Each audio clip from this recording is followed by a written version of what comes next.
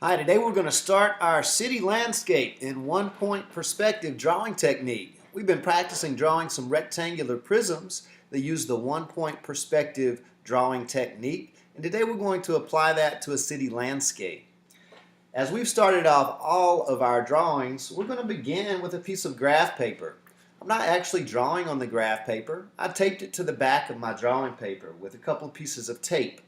That graph paper has got to stay attached to my drawing paper throughout my drawing so I can get vertical lines that are all parallel that mark the edges of our buildings.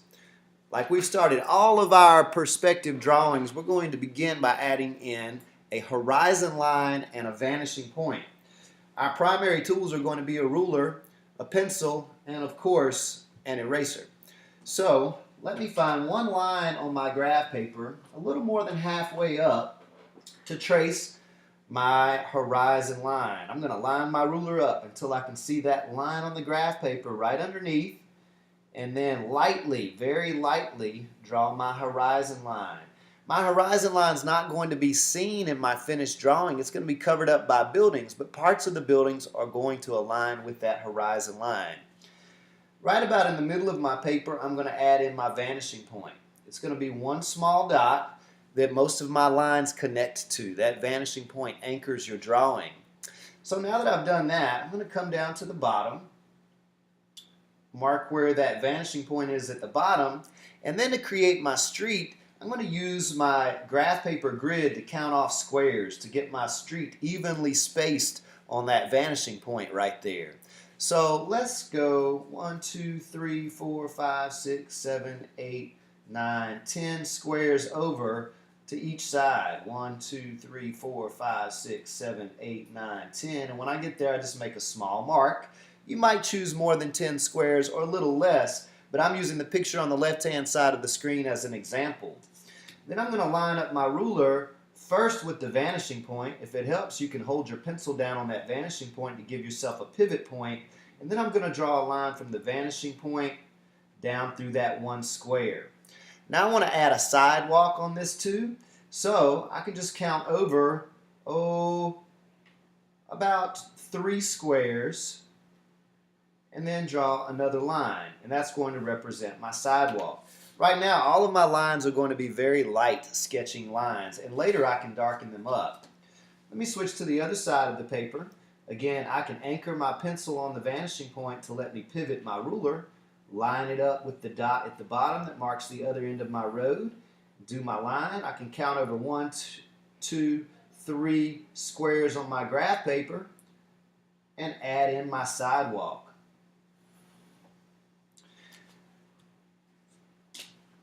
That street sets up my drawing. Now I'm ready to add in the tops of my buildings. So I'm going to do one line. Even though some of these buildings are going to be a little shorter or some may be taller, I'm going to do one line that's going to be my general guideline for this city perspective view. So I'm not going to go all the way to the top of the paper. I don't want my buildings to be that tall. I'm going to aim for the top corner of my paper. Anchor this end on the vanishing point, sketch lightly. That's where the tops of my buildings will be.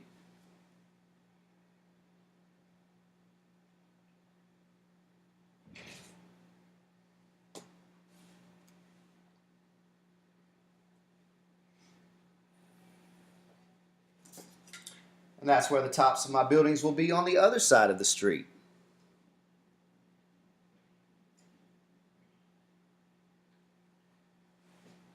Now let's go down the street and let's construct some of those buildings. Starting from the sidewalk down here and moving straight up. I'm going to space down and set up one of my buildings to take up this much space. Again, I'm lining up with the lines on the graph paper, sketching lightly as I'm doing the rough draft phase of my drawing. I'll slide over a little more and add in a space for the next building. Lining up my ruler with one of the lines on the graph paper so I can get a vertical line that's parallel with the vertical line I drew before that one. And let's do one more.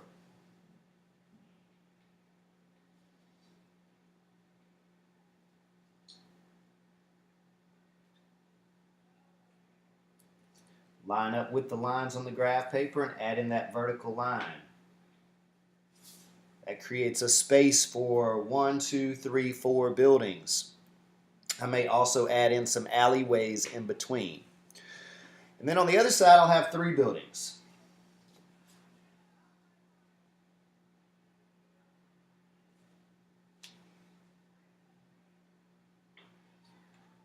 Line up your ruler with the lines on the graph paper underneath.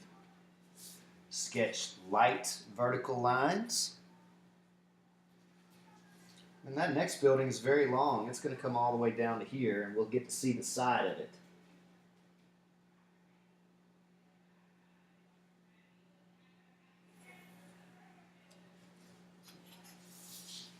So there's my basic plan for my city landscape using linear perspective. Let's start to add in some doors and windows. Now, a general rule of thumb when you're drawing is that a person is about 6 feet high. So when you're creating your doors, keep that in mind, that you want the size of your doors to be relative to the size of people that might be walking through those doors. I'm going to go ahead and start by putting in a door on this building right here. This building is going to have a door and a couple of windows. So let's do this. Let's do the lines that are going to be the top of my door,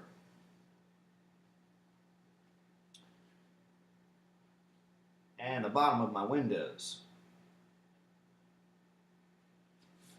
And then I need to add in a couple of lines that are going to be the tops of my windows.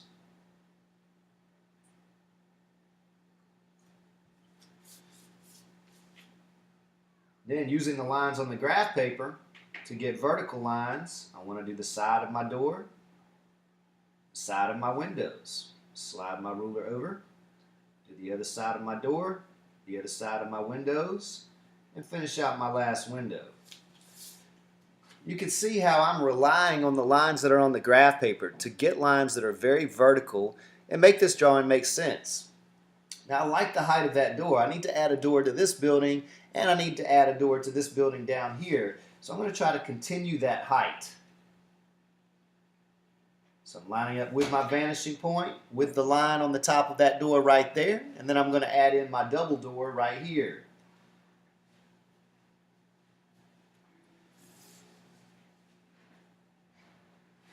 Use those lines on the graph paper to get vertical lines for the intersections for the other parts of that door. This is going to be a double door, so let me add an additional vertical line in the center where the 2 doors are going to meet when they're closed.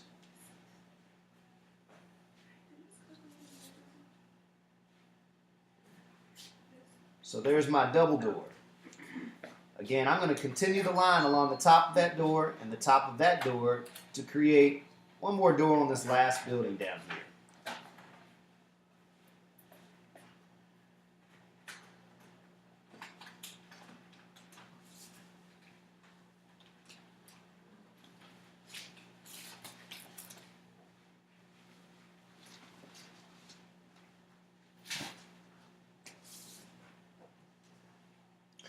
As you can see, this last door is very tall compared to the others, but it holds true to the idea of linear perspective, that things that are far away seem smaller and things that are closer look larger.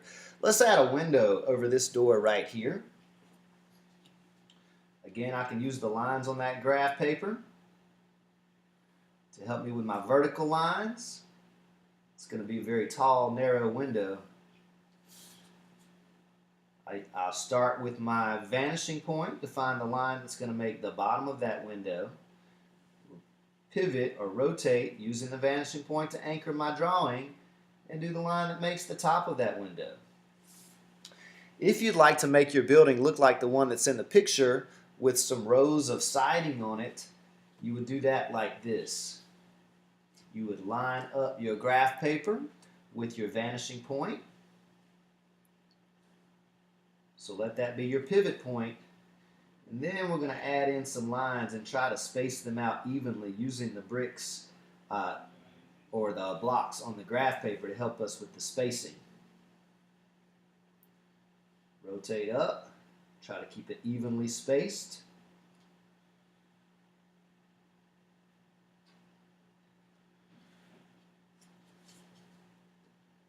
That line was on the wrong building. Let me erase that now and go back and add it on the correct space.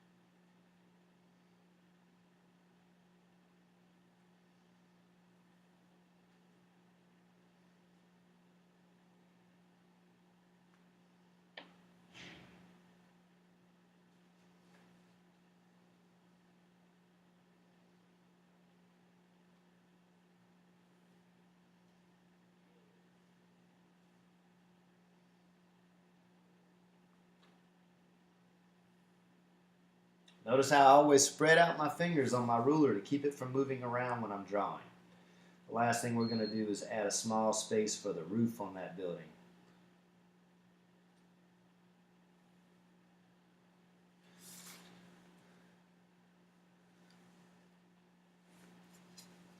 So I think the left-hand side of my street, the plan is pretty much done. On this building, let's add in a door and a couple of windows. Again, using my vanishing point as a pivot point, I need to add in my door. And then use the lines on the graph paper to give me the vertical lines for my doors so that they will be very parallel. Then I'm going to rotate up, add in some windows.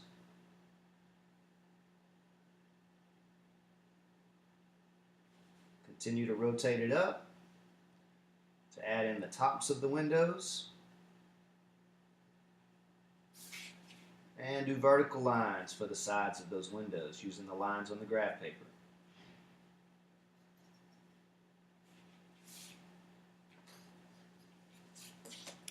My last building over here is going to be very challenging because we're going to make it look like a brick building. So it's going to need several lines on it, and we need to think about keeping our spacing very even for those lines. We want them to look about the size of bricks or cinder blocks. We're going to start with the lines that would be the horizontal lines on the side of that building. As I pivot my ruler, I want to try to keep a pretty even spacing. And I always look at this left side of the building right there for the cue on that spacing. So I'm estimating now. I'm visually estimating the distance up to the next line. And I could use the lines on the graph paper also to help me with estimating those distances.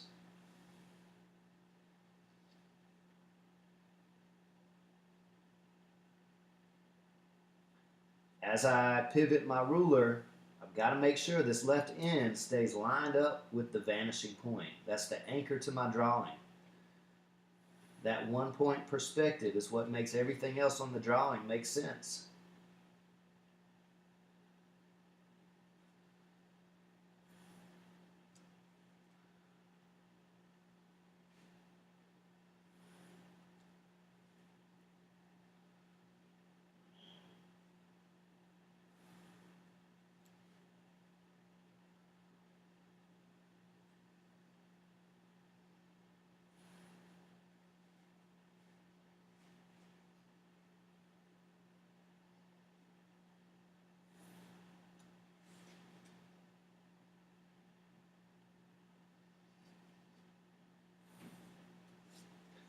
So there are my rows of bricks.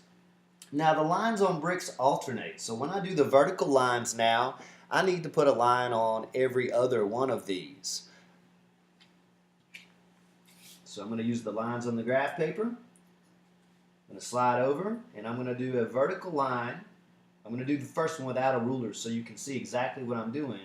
I'm going to do a vertical line on every other set of horizontal lines. Those are my first bricks in the row.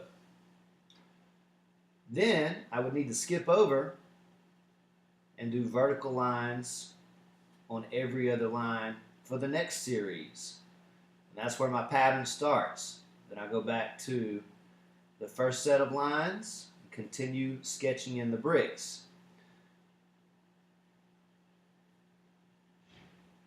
So for this to be done properly, you should be using your ruler. But again, I wanted to sketch it one time to show you what it would look like very clearly without getting the ruler in the way. But it actually goes a lot faster if you use the ruler.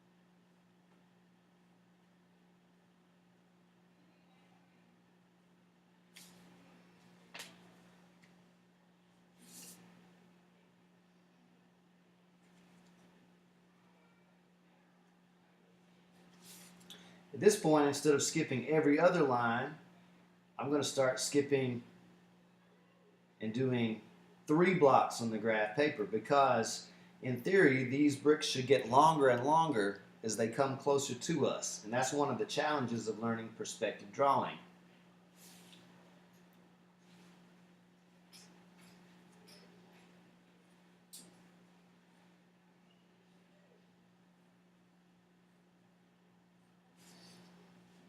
Again, skip 1, 2, 3 blocks this time. 1, 2, 3.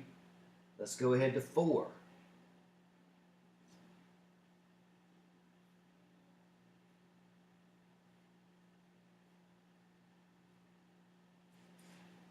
And then 1, 2, 3, 4 again. So our illusion is not true all the way down. We'll leave those last ones at 5. But we've created that illusion in the last couple of rows enough that people's eyes will believe that going all the way down.